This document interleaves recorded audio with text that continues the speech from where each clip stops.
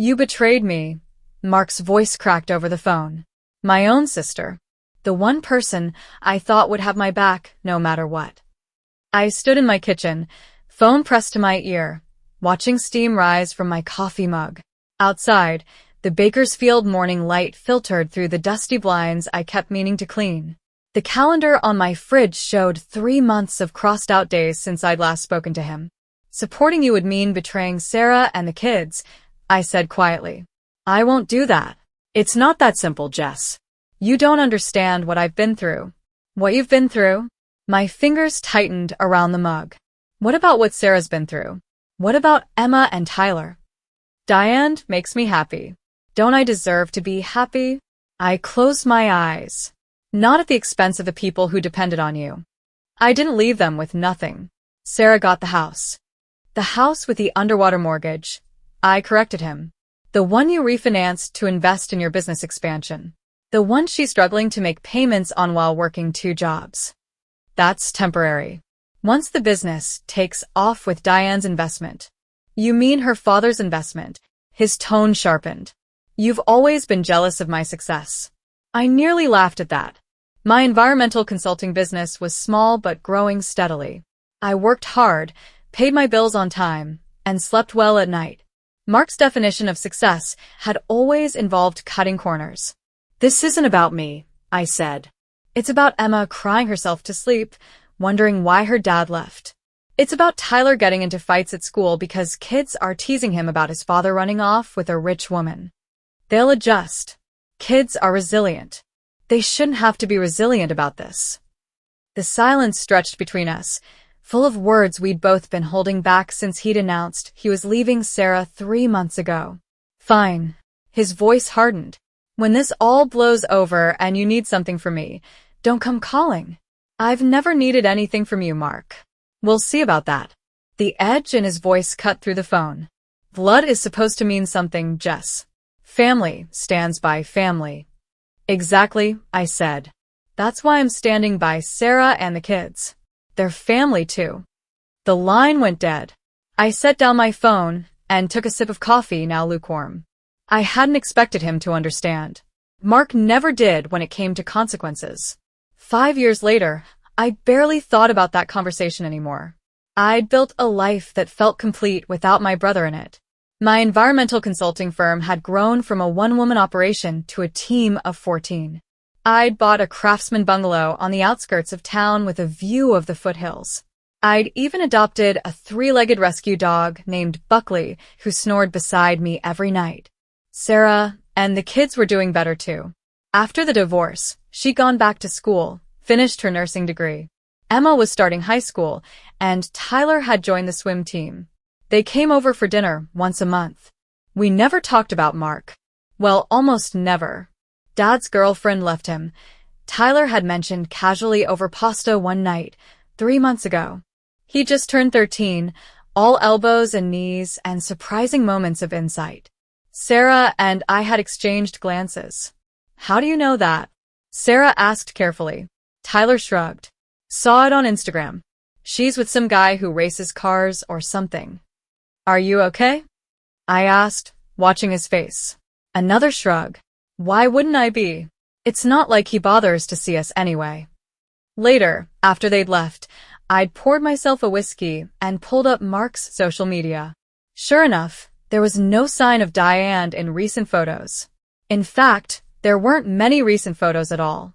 The carefully curated feed of business successes, charity galas, and vacation snapshots had dwindled to occasional cryptic quotes about perseverance and weathering storms. I'd closed the app without commenting or reaching out. Mark had made his choices. I had made mine. I was working late one Tuesday, reviewing a soil analysis report for a client, when my office phone rang. Jessica Pearson.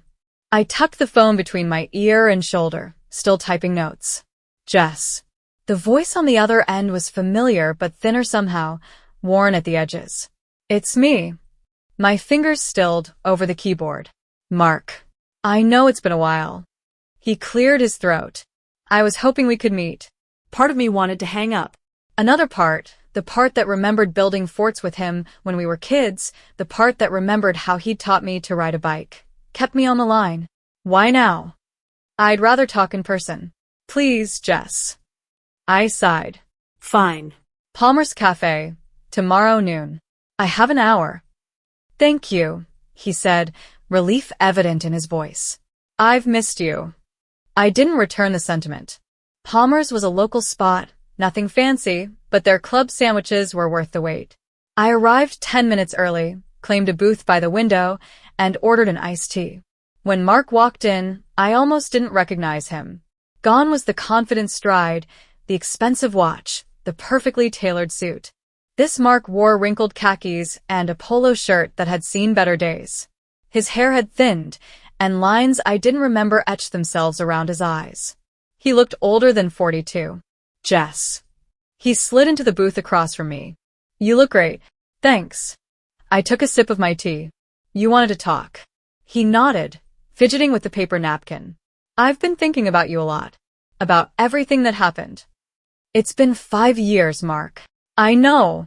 He looked down at his hands. Things with Diane, they didn't work out. I heard. Small towns had a way of keeping you informed, whether you wanted to be or not.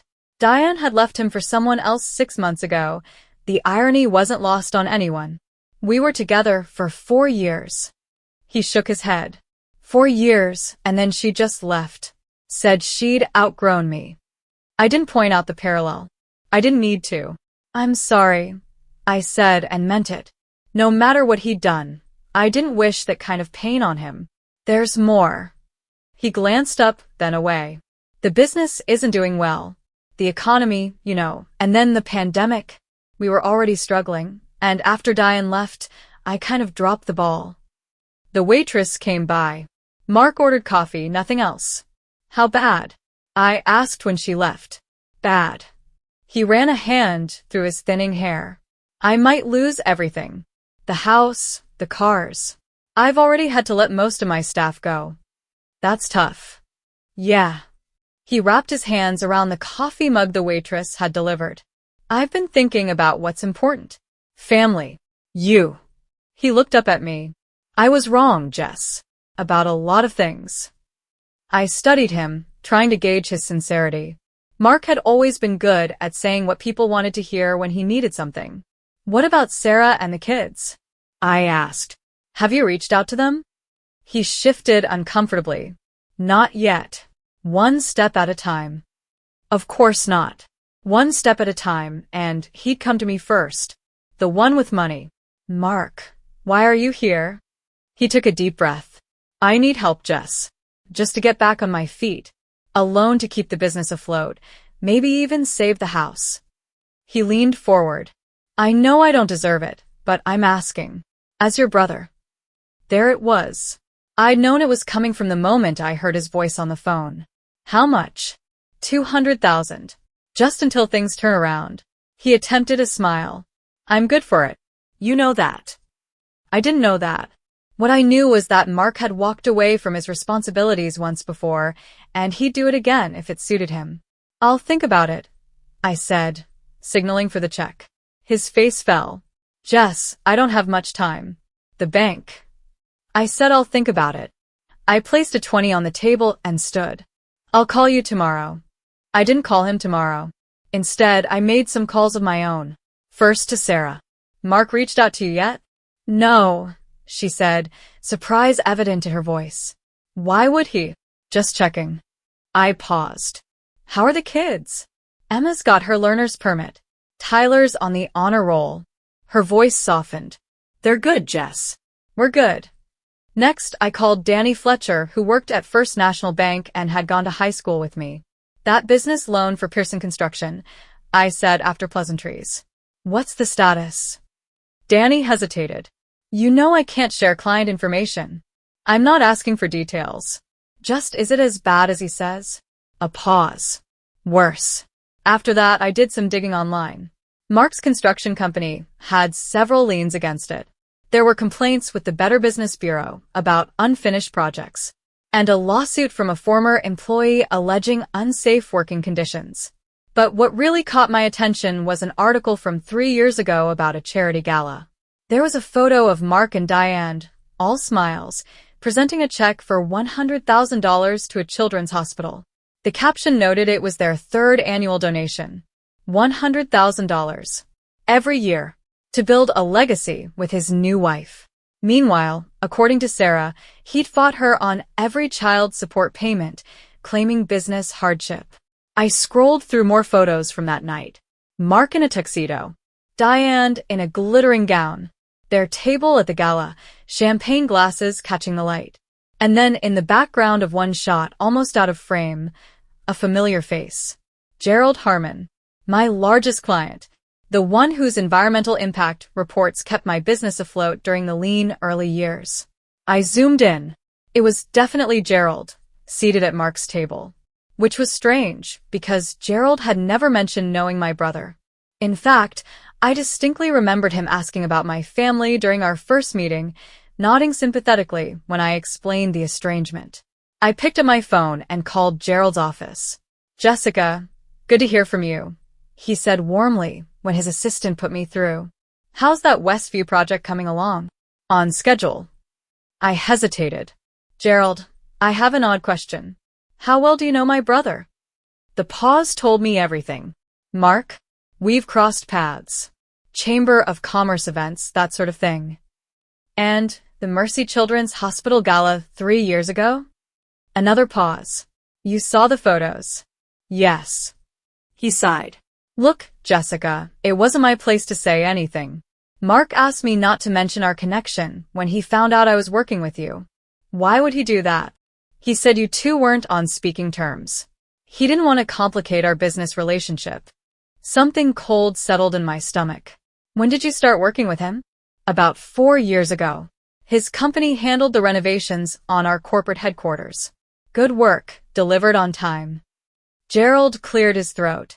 Is there a problem? 4 years ago. Right around the time I'd landed the contract with Gerald's company. A contract that had seemed almost too good to be true at the time. Did Mark suggest you hire me? For the environmental work?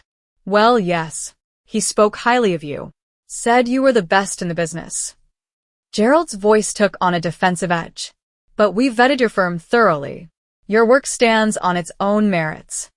I closed my eyes. Thank you for being honest, Gerald.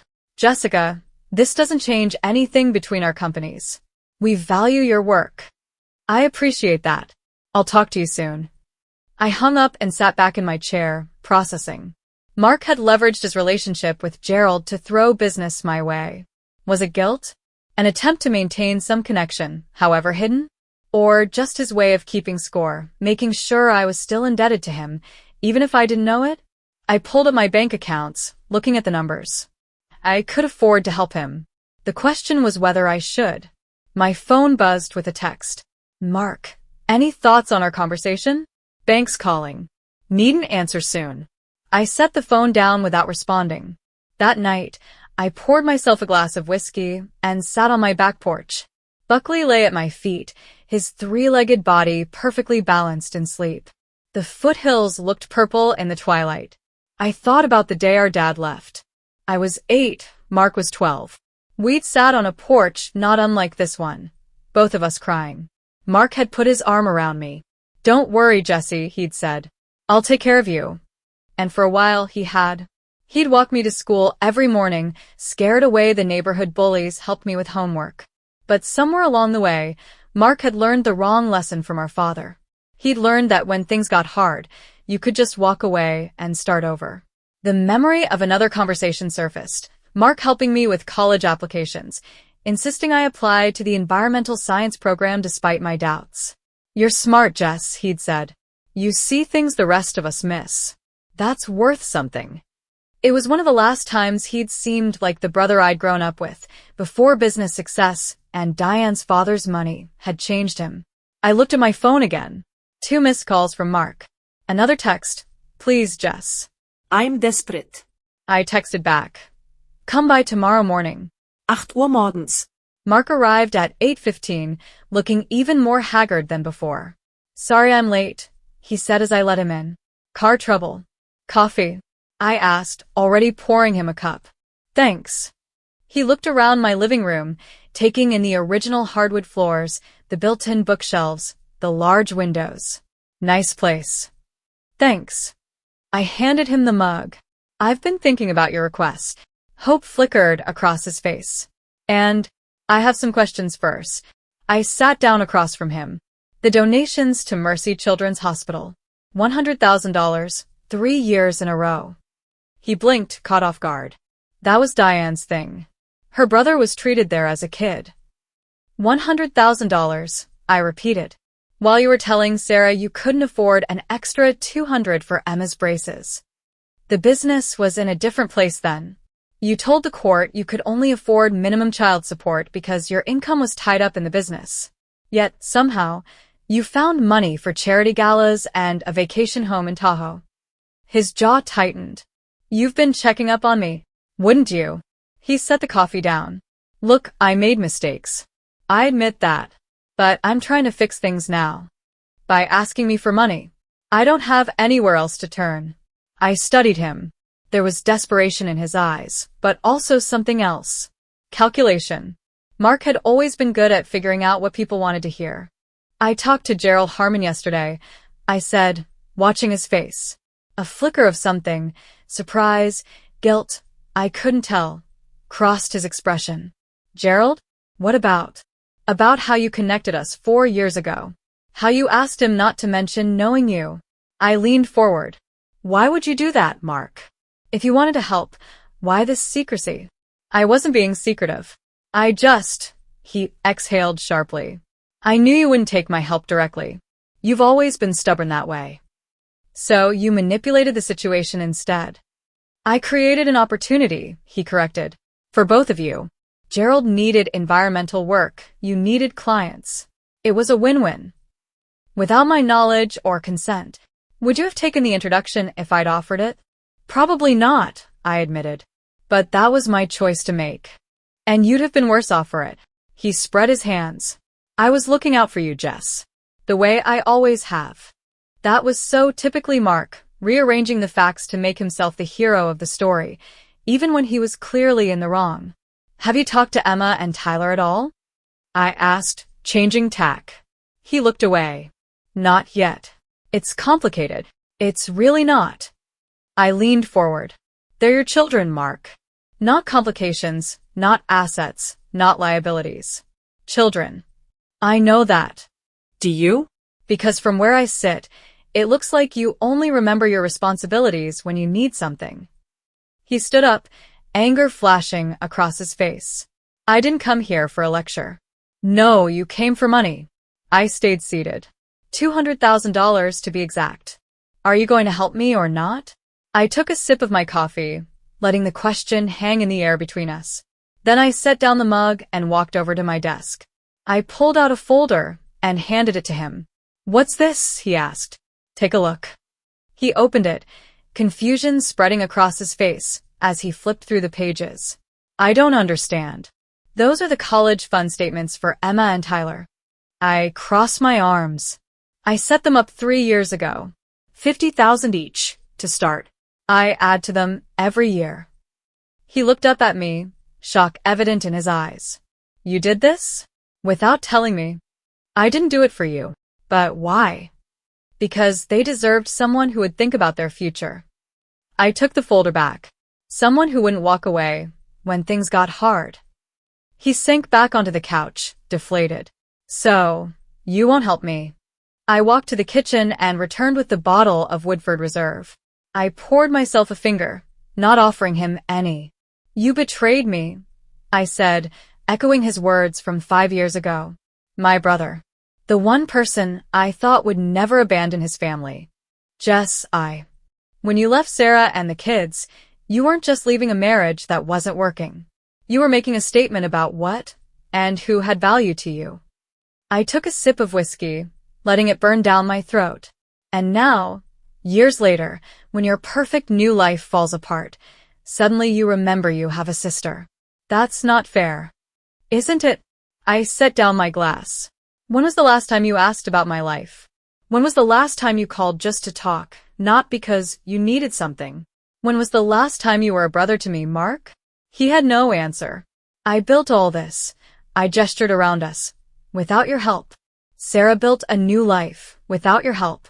Emma and Tyler are growing up into amazing people without your help. We all moved forward. And you want me to suffer for it. Bitterness crept into his voice. That's what this is about. I shook my head. No, Mark. I don't want you to suffer. I just don't want to enable you anymore. So, you won't help. I didn't say that. I picked up my glass again. I'll make you a deal. I'll pay off the business debts, not the personal ones, under 2 conditions. Hope returned to his eyes. What conditions? First, you sign the business over to me. Completely. I bring in new management, new policies, new everything. You can stay on as a consultant, but you have no decision-making power. His face reddened. That business is my legacy. Dad started it. Dad abandoned it, and you ran it into the ground. I cut him off. That's condition 1. Take it or leave it. He swallowed hard. And the second condition? You start being a father to your children. Real child support, not the bare minimum. Regular visitation. Showing up for games and recitals and parent-teacher conferences. I leaned forward. And you apologized to Sarah. Properly. For everything. You can't enforce that part. No, but I can withdraw my support if you don't follow through. I held his gaze. Those are my terms. Mark stared at me for a long moment. I could see the calculations behind his eyes, weighing his options, looking for a way out. But there wasn't one. Not this time. What about the Gerald thing? He asked suddenly. Were you ever going to tell me you knew? I'm telling you now. And nothing. I shrugged. We're even. You helped my business. I'm saving yours. The difference is, my help comes with strings attached. Because you don't trust me. Because I know you. I corrected. There's a difference. He looked down at his hands, and for a moment, I saw the boy he'd been, the one who'd defended me against playground bullies, who'd helped me with math homework, who'd promised to take care of me when our father left. I really messed up, didn't I? He said quietly. It wasn't a question, but I answered anyway. Yes. You did. And Tyler and Emma? Do you think they'll forgive me? I don't know. That's up to them. I set my glass down. But they're good kids. Better than either of us deserve. He nodded slowly.